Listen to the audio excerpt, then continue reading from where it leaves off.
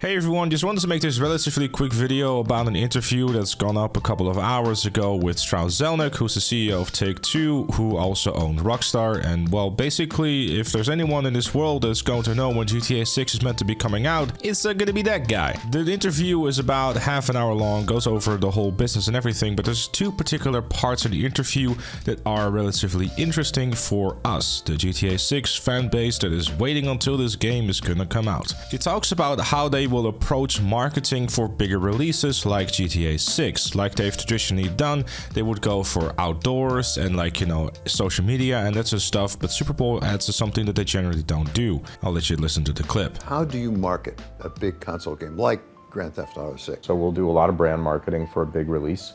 We'll use outdoor, we'll still be on television. The bulk of our spend, though, will be more directed to a consumer. It's more performance marketing. We will use social media, and the audio-visual material against which we advertise will typically be delivered by Hulu, for example, as opposed to network television.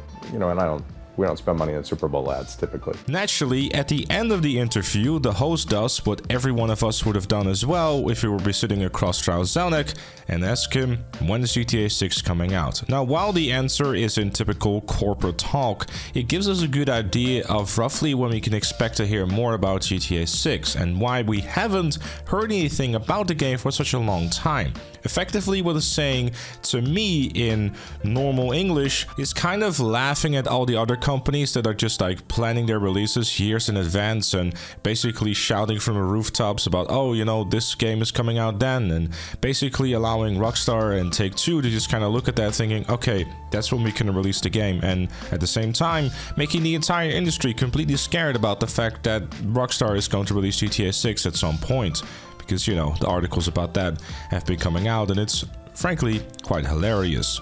I'll let you listen to the clip. When does Grand Theft Auto 6 come out?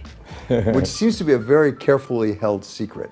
The anticipation for that title may be the greatest anticipation I've ever seen for an entertainment property. We want to maintain the anticipation and the excitement. And we do have competitors who will describe their release schedule for years in advance. And we found that the better thing to do is to provide marketing materials relatively close to the release window in order to create that excitement on the one hand and balance the excitement with unmet anticipation. I don't always get it exactly right, but that's what we're trying to do. So to give you my personal take on this, it's kind of going exactly hand in hand with what I've been saying for months now. GTA 6 marketing is most likely going to start 6 months before the game is meant to be coming out. People have been kind of eyeballing April, and I think that because of the fact that Borderlands 4 is coming out in September, a October release date is pretty feasible, meaning that if we're going to be starting to adding some marketing for the game, April is a pretty reasonable month to start thinking about potentially getting that.